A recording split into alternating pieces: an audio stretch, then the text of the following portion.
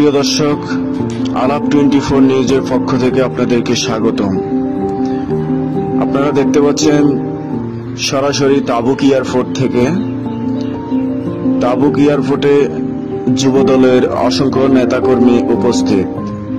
আজকে সৌদি আরব তাবুক কেন্দ্রীয় যুবদলের সম্মানিত সভাপতি একে আনোয়ার হোসেন তাবুক আগমন উপলক্ষে তাবুক যুবদলের যুগ্ম সাধারণ সম্পাদক আব্দুল জলিল পাটোয়ারির নেতৃত্বে অসংখ্য নেতাকর্মী তাবুক এয়ারপোর্টে সম্বর্ধনা জানাচ্ছেন সৌদি আরব তাবুক যুবদলের কেন্দ্রীয় সভাপতি একে আনোয়ার হোসেনকে, এবং আরো বিভিন্ন অসংখ্য নেতাকর্মী উপস্থিত আজকের এই সম্বর্ধনা অনুষ্ঠানে।